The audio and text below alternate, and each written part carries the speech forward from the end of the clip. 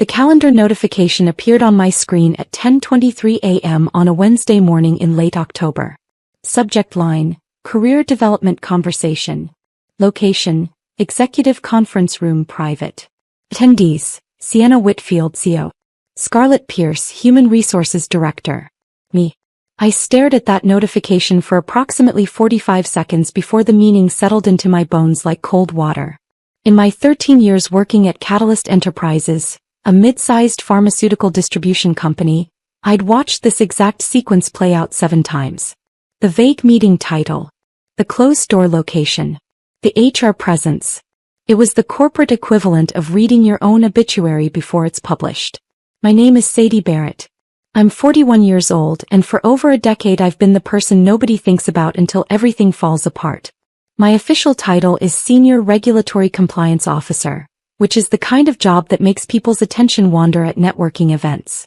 I verify that our pharmaceutical shipments meet federal safety standards. I track temperature logs for controlled substances. I ensure our warehouse certifications stay current. I make sure the documentation we submit to government agencies actually reflects reality. It's tedious work. Unglamorous. The kind of career that doesn't come with corner offices or company cars. But it's also the kind of work that keeps a pharmaceutical distributor from losing their DA license when someone with a badge shows up asking uncomfortable questions. I didn't panic when I saw that meeting invite. Panic is what happens when something catches you by surprise. This had been building for months, each week adding another brick to a wall I could see coming but couldn't stop. So I took a sip of coffee that had gone lukewarm an hour ago, minimized the calendar notification, and went back to finishing a temperature compliance audit that nobody had requested. After 13 years, muscle memory doesn't care if the people upstairs have decided you're disposable. The work continues because that's what professionals do. At 3:47 p.m. I saved my final document, backed it up to my personal cloud storage and stood from my desk. I'd already packed the photos from my cubicle wall into my bag that morning. Not because I'm psychic but because I understand patterns. When you've been around long enough, you learn to read the weather before the storm arrives. The walk from my desk to the executive conference room took 90 seconds. Long enough to notice that the usual office chatter had dropped to whispers. Long enough to see colleagues suddenly become very interested in their computer screens as I passed. Long enough to feel the weight of being the person everyone knows is about to become a cautionary tale. I was halfway down the corridor when I heard it. A sound so mundane that most people wouldn't register it. The mechanical whir of the security badge printer at the front reception desk. It cycled once, paused, then cycled twice more in rapid succession. 3 visitors arriving simultaneously. Unscheduled. I slowed my pace and glanced toward the glass partition separating the main hallway from the lobby. 3 people in dark suits stood at the security desk. 2 men, 1 woman. The woman wore a lanyard with a federal seal I recognized immediately. Department of Health and Human Services, Office of Inspector General. One of the men carried a leather briefcase that looked heavy enough to contain several pounds of documentation. They weren't smiling. They weren't asking the receptionist for directions. They were showing credentials and moving past the security checkpoint with the kind of purposeful stride that doesn't wait for permission. The receptionist, a woman named Kelly who'd worked the front desk for 6 years, picked up her phone with shaking hands. Her voice carried just far enough for me to hear. There are federal inspectors here. They're asking for the regulatory compliance officer. They say it's urgent. They're not scheduled. My pulse kicked up not with fear but with something sharper. Recognition. I changed direction. Instead of heading toward the executive conference room where Sienna Whitfield was preparing to fire me, I turned toward the main lobby. The woman with the OIG lanyard saw me approach. She was in her mid-40s, with steel gray hair pulled back severely and the kind of eyes that had seen every excuse and believed none of them. "Sadie Barrett?" she asked. "Yes, ma'am," I said. She extended a hand. "Special Agent Lydia Hoffman, Office of Inspector General. These are investigators Paul Donovan and Henry Wallace. We're here to conduct an unscheduled compliance inspection related to your company's quarterly DA and FDA filings." My stomach dropped and soared simultaneously. "Understood. What do you need from me?" "Everything," she said. "We need your documentation, your correspondence, your audit trails, and your honest assessment of whether the reports your company submitted to federal agencies over the past 6 months are accurate. Behind me I heard rapid footsteps. Scarlett Pierce, the HR director, appeared at the edge of the lobby, face flushed. "Excuse me, can I help you? We weren't notified of any inspection today." Agent Hoffman turned to her with an expression that could freeze gasoline. "Federal inspections under Title 21 don't require advance notification. We're here under statutory authority to examine compliance records. Your cooperation is mandatory, not optional." Scarlett's mouth opened and closed. "I need to notify RCO." "You do that," Hoffman said. "In the meantime, we'll be speaking with Ms. Barrett. I assume there's a private space available." "Conference room 3, I said. "Down this hall, second door on the left." Hoffman nodded. "Lead the way." As I walked past Scarlett, I saw her pull out her phone, fingers flying across the screen. I didn't need to read the message to know what it said. Within 30 seconds, every executive in the building would know that federal investigators had arrived unannounced and were currently sequestered with the regulatory compliance officer who was supposed to be fired in 13 minutes. Conference room 3 was small, windowless, and equipped with a table that could seat 6 people uncomfortably. Hoffman took the head of the table. The 2 investigators sat on either side. I sat across from them. Hoffman opened her briefcase and pulled out a thick folder. "Ms. Barrett, let me be direct. 3 weeks ago, your company filed its quarterly compliance report with the DA regarding controlled substance handling and storage. That report included certifications for temperature monitoring, security protocols, and staff training completion." She pulled out a document and slid it across the table. I recognized it immediately. Our Q3DA filing. My name was on the certification line at the bottom. "That's my signature," I said. "Did you personally verify every item in this report before you signed it?" she asked. I looked at the document. At the neat checkboxes marking everything complete. At the date stamps that looked perfect on paper. Then I looked up at Agent Hoffman. "No," I said. "I did not." Investigator Donovan leaned forward. "Can you explain that?" "I can," I said. "And I will. But first, I need to know if you're recording this conversation." Hoffman nodded. "Audio recording only for documentation purposes. You're not under investigation, Ms. Barrett. We're here to determine whether your company is in compliance with federal regulations. Your cooperation is voluntary, but it would be helpful." "I'll cooperate," I said. "But I want it on record that I'm about to tell you things that directly contradict what my employer reported to your agency. And I want it on record that approximately 10 minutes ago, I was scheduled to be terminated." The 3 federal agents exchanged glances. "You were scheduled to be fired today?" Hoffman asked. "4 p.m., I said. "Executive conference room. The meeting invite went out this morning." Fletcher, who'd been silent until now, spoke up. "Did your employer give you a reason for the termination?" "Not officially," I said. "But I can tell you the real reason. I've spent the last 4 months trying to stop them from submitting false compliance reports. I documented every warning I sent. I have email threads, audit notes, and internal memos showing that I repeatedly flagged violations that management chose to ignore or override." Hoffman's expression didn't change, but I saw something shift in her posture. Interest sharpening into focus. "Start from the beginning," she said. "And don't leave anything out." So I did. I told them about Sienna Whitfield's arrival 6 months earlier. How the board of directors had brought her in from a consulting background with instructions to modernize operations and increase efficiency. How her first company-wide meeting had been full of phrases like disrupting outdated workflows and empowering teams to move at market speed. I told them how within her first month she'd restructured the entire operations department, bringing in new managers from outside the pharmaceutical industry. People who understood logistics but didn't understand the regulatory environment that governed every aspect of what we did. "The first warning sign came in July," I said. "We were preparing for a routine DA audit of our controlled substance storage. Part of the preparation involved verifying that our temperature monitoring logs were complete and accurate. We store certain medications that require specific temperature ranges. If those ranges are violated, the medications can become unsafe or lose efficacy." "What did you find?" Hoffman asked. I found 17 instances over the previous quarter where temperature alarms had been triggered but not properly documented in our logs, I said. Each alarm indicated a potential excursion outside the safe range. Protocol requires immediate investigation, documentation, and in some cases, quarantine of affected inventory. Were those investigations conducted? Donovan asked. No, I said. The alarms were acknowledged by warehouse staff, but no follow-up investigations were logged. When I brought this to the attention of the operations manager, a man named Eric Sutton, he told me it was a non-issue. He said the alarms were hypersensitive and that the actual temperature variations were minimal. What did you do? Fletcher asked. I sent him an email, I said. I explained that regardless of whether the variations seemed minimal, federal regulations require documentation of every alarm event and verification that no compromised product entered distribution. I copied my direct supervisor, Lauren Hayes, who reported to Sienna. Hoffman made a note. Did you get a response?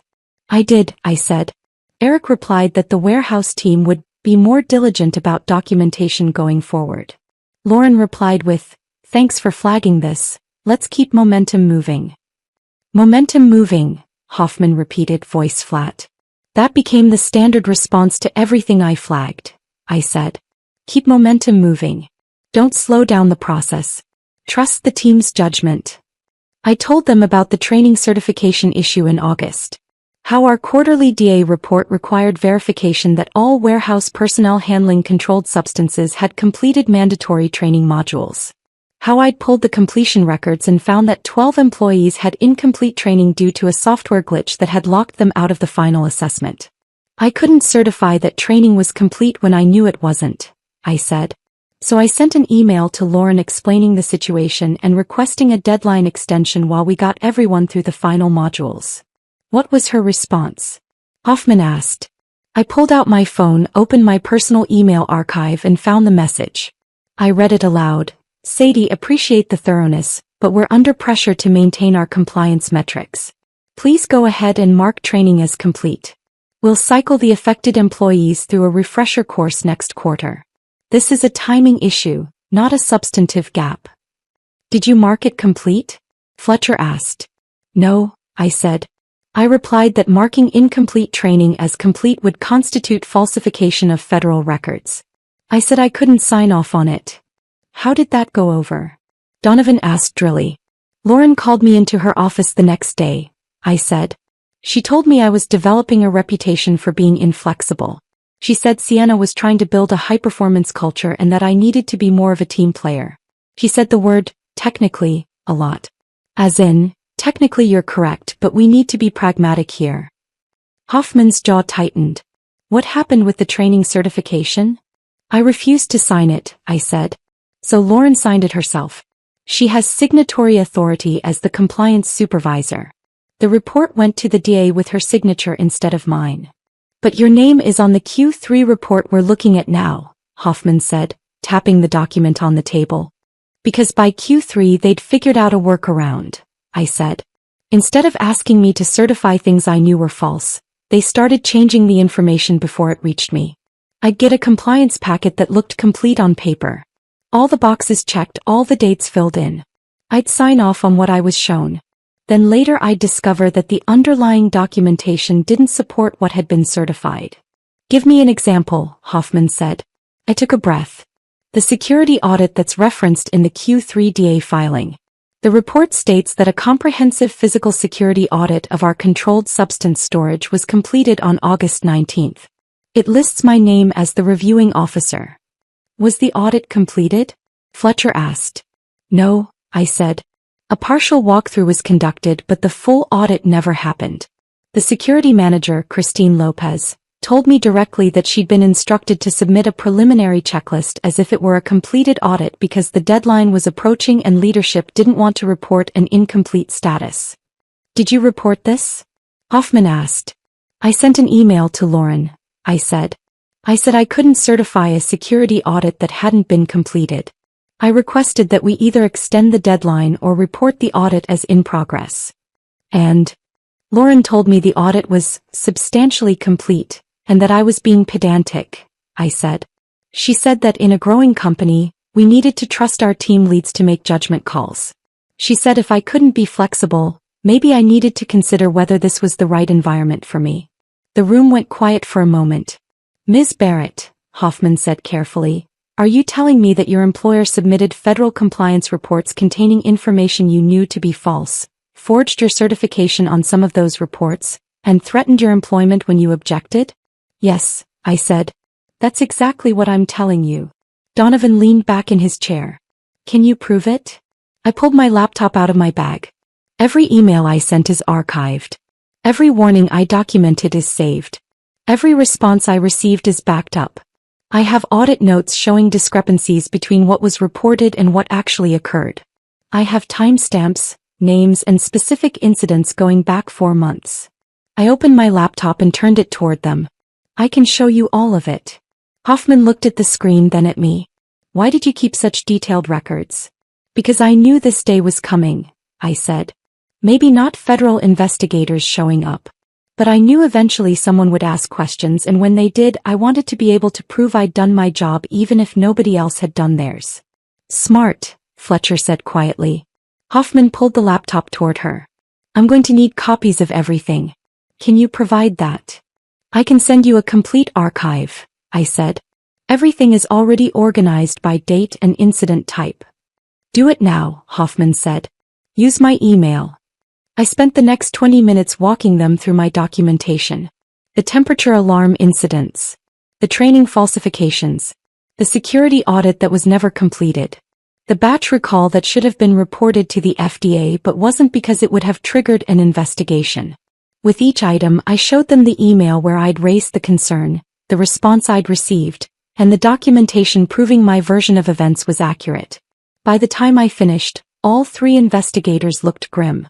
Miss Barrett, Hoffman said, I want to be very clear about something. What you've just shown us constitutes evidence of multiple federal violations. If what you're telling us is accurate and if the documentation supports it, your company is facing significant legal and financial consequences. I understand, I said. I also want to be clear about your status, she continued. You are not a target of this investigation. Based on what you've shown us, you attempted to prevent these violations and were overruled by management. That protects you. What about my termination? I asked. Hoffman's expression hardened. If your employer attempts to terminate you while we're conducting this investigation, that becomes retaliation and obstruction. Both are federal offenses. We'll be making that very clear to your CO in approximately 5 minutes. There was a sharp knock on the conference room door. All 4 of us turned.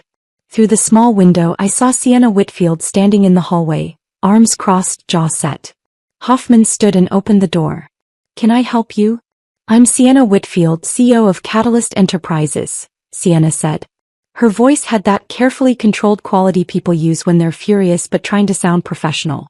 I'd like to know why federal agents are in my building conducting interviews without notifying executive leadership.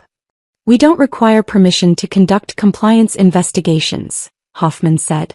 We're operating under statutory authority granted by the Controlled Substances Act and the Federal Food, Drug, and Cosmetic Act. Your cooperation is mandatory. I understand that, Sienna said tightly. But I'd appreciate being informed when my employees are being questioned. Ms. Barrett is cooperating voluntarily, Hoffman said. We're gathering information related to the compliance reports your company has filed over the past 6 months. Something flickered across Sienna's face. Not quite fear but close. I see. And has Ms. Barrett been helpful? Very, Hoffman said. In fact, we're going to need to speak with you next. Along with your operations management team and anyone else who had signatory authority on federal compliance filings. Sienna's composure cracked slightly. Now, Hoffman confirmed. Conference room 3 will be occupied for the next several hours. I suggest you make yourself available. I have a meeting scheduled for 4 p.m., Sienna said. Cancel it, Hoffman said. Then she closed the door. Through the window, I watched Sienna stand in the hallway for a moment, visibly processing what had just happened. Then she turned and walked away quickly, heels clicking against the tile floor like a countdown timer. Hoffman sat back down. That's your CO? That's her, I said. And she was planning to fire you in about 15 minutes? According to my calendar invite, yes. Hoffman pulled out her phone and typed something quickly. I'm sending a formal notification to your HR department and your CO. It states that any employment actions taken against you during this investigation will be considered potential retaliation and will be investigated accordingly. That should keep you employed for at least the next 72 hours. Thank you, I said. Don't thank me, Hoffman said. Thank yourself for keeping records. Without your documentation we'd be looking at a lot of he said, she said, arguments. With it, we have a paper trail that's going to be very difficult for your employer to explain away. Donovan stood. We're going to need to interview your colleagues. Starting with Lauren Hayes and Eric Sutton. Can you tell us where to find them? I gave them office locations. They left to begin pulling people in for questioning. Hoffman stayed behind, studying me with an expression I couldn't quite read. Off the record, she said, how long have you known this was all going to come crashing down? Since July, I said. Maybe earlier. There's a rhythm to these things. When leadership starts prioritizing speed over accuracy, when they start treating regulations as suggestions instead of requirements, it's only a matter of time before something breaks. Did you ever consider leaving? She asked. Every day for the past 4 months, I said. But if I left, there'd be no one pushing back. No one documenting the problems. And when the inevitable audit came, the company would be able to claim ignorance. They'd say they didn't know there were issues. But with me here on record repeatedly raising concerns, they can't claim ignorance. They can only claim they chose to ignore the warnings. Hoffman nodded slowly. You stayed so you could be a witness. I stayed because someone had to, I said. She closed her briefcase. You're free to go back to your desk, Ms. Barrett. We'll likely need to speak with you again over the next few days. Keep your phone on. I left conference room 3 and walked back to my cubicle. The office was in chaos. People huddled in small groups, whispering frantically. Managers hurried past with panicked expressions. Someone from IT was being escorted toward the conference rooms by Investigator Fletcher. When I sat down at my desk, I noticed that the calendar invite for my 4 p.m. termination meeting had been deleted. No explanation, no reschedule notice. Just gone. I opened my email. There was a message from Scarlett Pierce in HR, sent at 4:03 p.m. Sadie, the meeting scheduled for this afternoon has been postponed indefinitely. Please disregard the previous invitation. We'll be in touch regarding next steps. I read it twice, then archived it. At 4:47 p.m., Lauren Hayes walked past my cubicle. She looked like she'd aged 10 years in the past hour.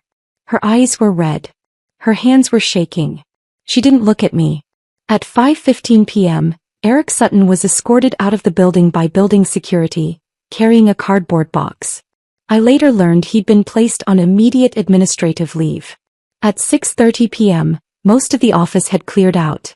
The federal investigators were still conducting interviews. I could see them through the glass walls of the conference rooms, taking notes, asking questions, pulling up documents on laptops. I finished my work for the day, packed my bag and headed for the parking lot. As I reached my car, my phone buzzed. An email from an address I didn't recognize. The subject line said, "From a friend." I opened it. Sadie, you don't know me, but I work in accounting. I just wanted to say thank you. I've been watching this place cut corners for months and I've felt crazy for thinking it was wrong. Seeing you stand up to them gives me hope that maybe doing the right thing actually matters. Stay strong. I sat in my car for a long moment staring at that email. Then I started the engine and drove home. The next morning, I arrived at the office at 8:45 a.m. to find the parking lot half empty. At least a dozen employees had called in sick. The grapevine had worked overnight. Everyone knew federal investigators were tearing the company apart, and no one wanted to be the next person called in for questioning. Agent Hoffman and her team were already there, set up in the largest conference room with boxes of files and multiple laptops. I saw Christine Lopez, the security manager, sitting in one of the smaller conference rooms, looking pale and miserable. At 9:30 a.m., I received an email from the chief financial officer, a man named Austin Webb. Subject line, urgent meeting request. I walked to his office. He looked exhausted, with dark circles under his eyes and a coffee mug that had been refilled so many times it left rings on his desk. Sadie, he said, gesturing to a chair. Thank you for coming. I know this is a difficult time. Is it? I asked mildly. He winced. Fair point. Look, I'm going to be direct. The board met via emergency session last night. We've been going through the documentation that the OIG investigators requested. And we've also been reviewing the emails you sent over the past 4 months. And? I said. And you were right, he said. About everything. The temperature monitoring gaps, the training falsifications, the incomplete audits. All of it.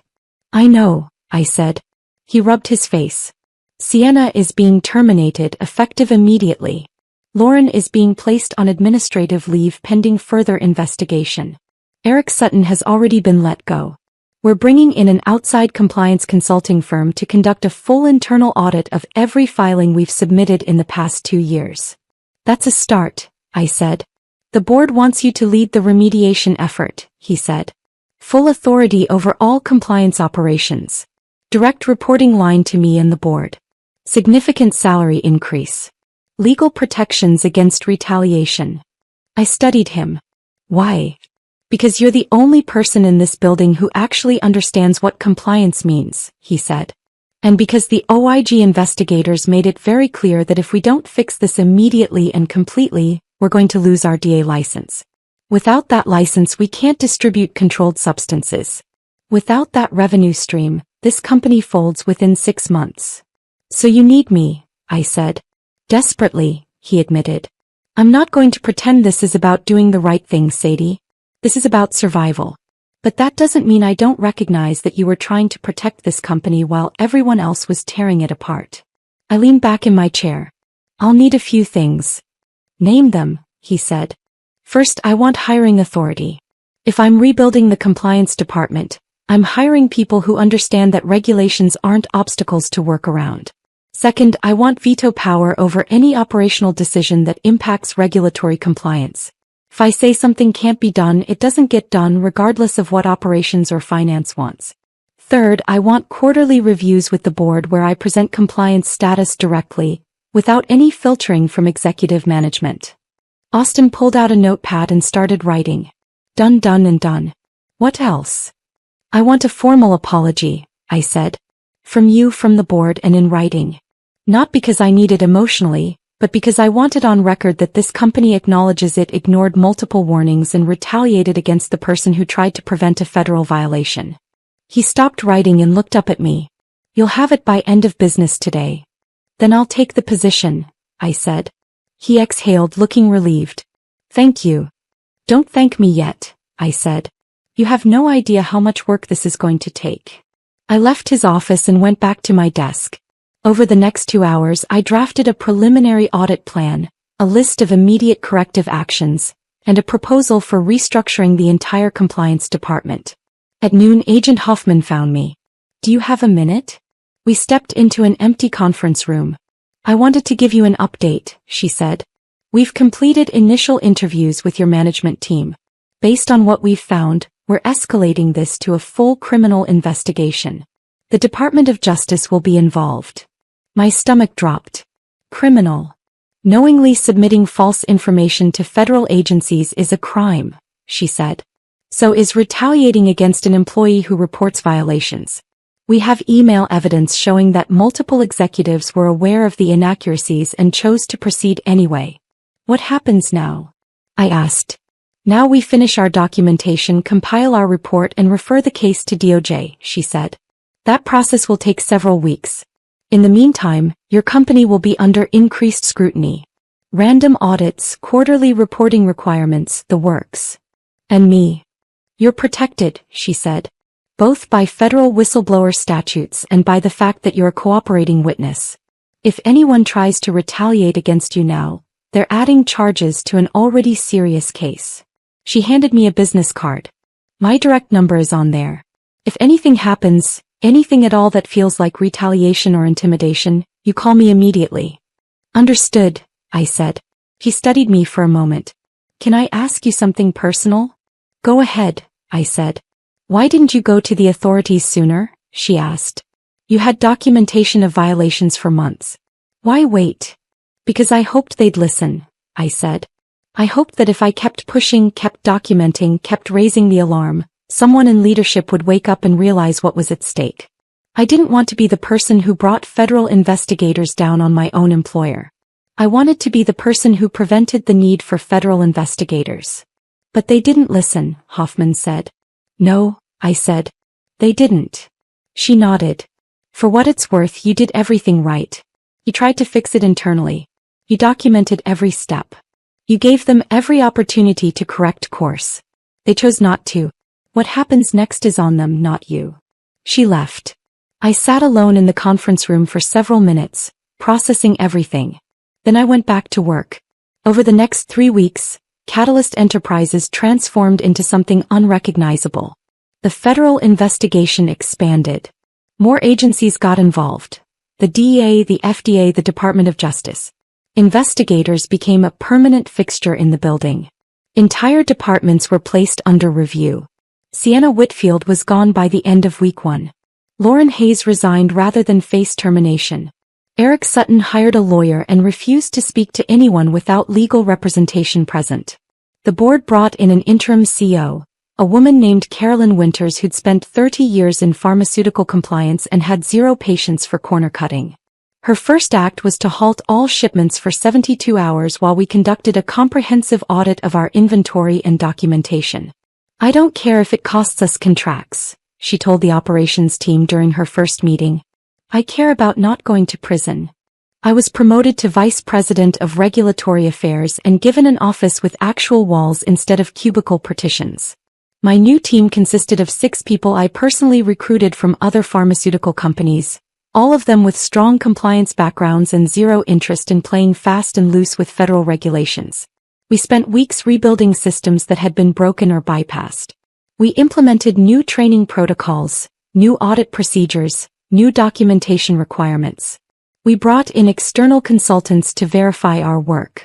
We voluntarily disclosed additional violations we discovered during our internal review, because hiding problems was what got us into this mess in the first place. It was exhausting. Demoralizing at times, especially when we'd uncover yet another instance of falsified documentation or ignored warnings. But it was also necessary. 3 months after the investigation began, I received a call from Agent Hoffman. I wanted to give you a heads up, she said. The DOJ is moving forward with criminal charges. 3 individuals are being indicted. Your former CEO, your former compliance supervisor, and your former operations manager.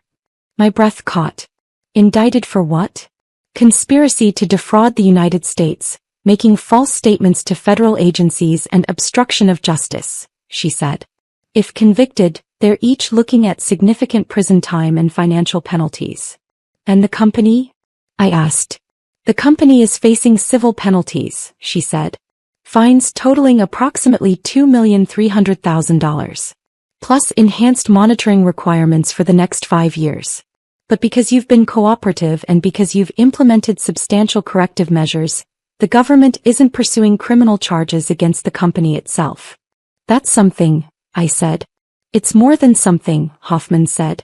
In cases like this, companies often get shut down entirely. The fact that Catalyst is surviving is directly attributable to the documentation you provided and the cooperation you've offered. I didn't do it to save the company, I said. I know, she said. You did it because it was right. But the result is the same. Your company gets to continue operating, hundreds of people keep their jobs, and the individuals responsible for the violations are being held accountable.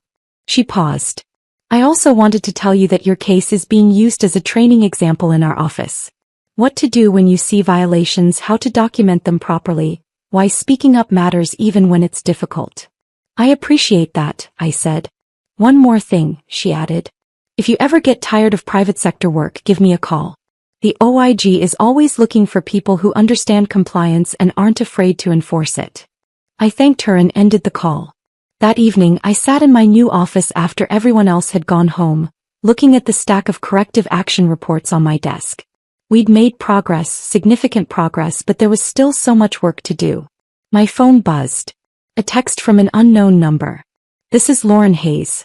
I know you probably don't want to hear from me, but I wanted to say I'm sorry. You were right about everything and I was too afraid to admit it. I cost you your peace of mind and almost cost you your career. That's on me. I hope you're okay. I stared at that message for a long time. Then I deleted it without responding. Some apologies come too late to matter. 6 months after the federal investigation began, I was invited to speak at a pharmaceutical compliance conference in Chicago. The topic was building a culture of compliance in high-pressure environments. I almost declined. Public speaking wasn't my strength, and reliving the experience wasn't something I particularly wanted to do. But Carolyn Winters, our CEO, encouraged me to accept. People need to hear this story, she said. Not the sanitized version, not the corporate PR version. They need to hear what actually happens when compliance gets treated like an obstacle instead of a foundation. So I went. The conference room was packed. Approximately 200 compliance professionals, all of them with similar stories of being ignored, overruled, or dismissed. I could see it in their faces before I even started speaking. I told them everything. The ignored warnings, the falsified reports, the retaliation, the investigation, the indictments. I showed them actual emails from my documentation with names redacted. I explained how I'd organized my evidence, how I'd protected myself, how I'd survived. When I finished, the room was silent for several seconds. Then someone in the back row stood up and started clapping. Then another person. Then another. Within seconds, the entire room was on their feet. I stood at the podium, stunned, as 200 compliance professionals applauded, not because I'd done something heroic, but because I'd done something they all wished they could do. I'd stood my ground when everyone else was demanding I step aside. After the